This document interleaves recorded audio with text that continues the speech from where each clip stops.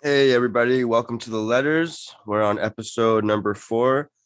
Today, I'm going to read to you one of the articles about the Utah woman that got arrested, the one I always talk about in my podcast. So she was Sorenson, and she worked at there was another place that I don't even know much about called High Top Ranch, which is directly in the same town as Kusharim or something, and it's for even younger kids. So they have kids from all ages. They're monsters. These people. Anyways, so I'm gonna read you what I read here, and her last name is a Sorensen, so she's part of the family. She's another creep, and I mean, this is all my opinion of what I think. I'm not trying to slander anybody or anything, but when you hear these stories and these people are getting arrested, that makes me feel like, yeah, this person is not a very great member of society, I should say. So, with that being said, I will read you the article if I can find it. So here we go. Utah woman faces prison for molesting Visalia teen.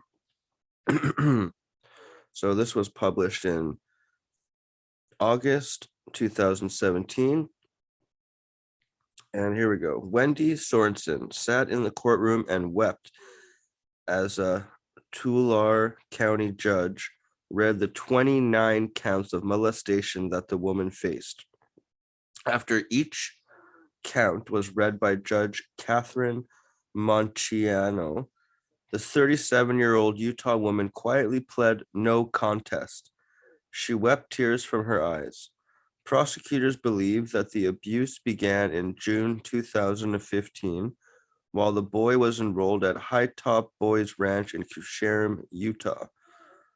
The school for troubled youth was owned and operated by Sorensen and her husband. The school has since closed, thank God. Sorensen's husband was the person who reported the abuse to Child Protective Services in Utah.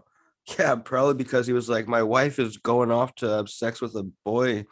Like he was probably pretty hurt, but I'm sure he was fondling kids too. I mean, they're all sick.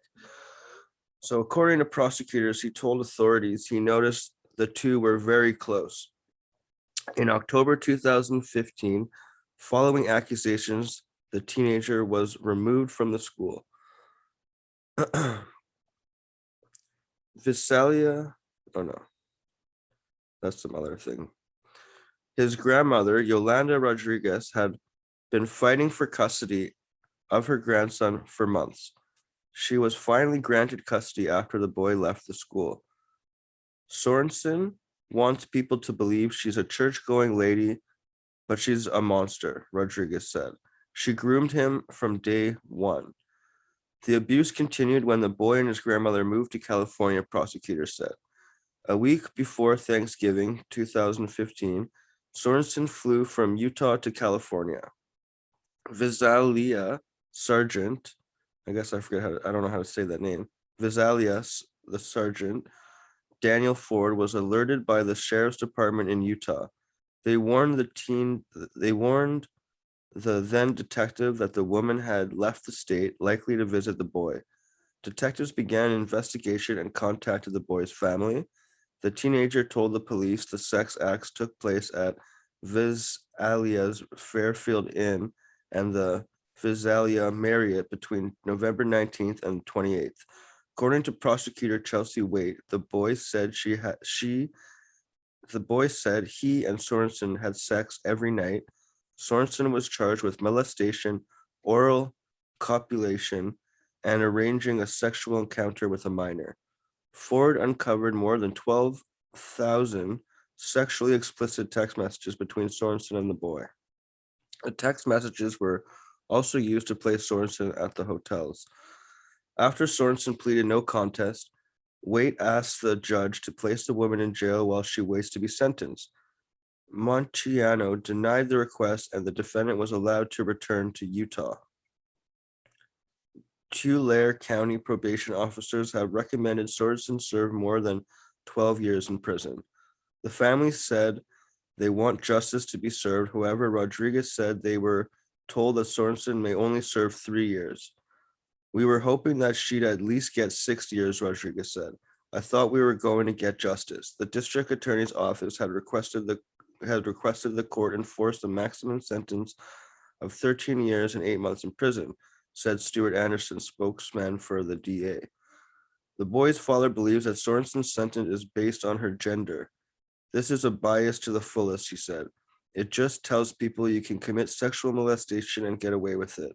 The family will return for court for Sorensen's sentencing on September 7th at 8:30 a.m.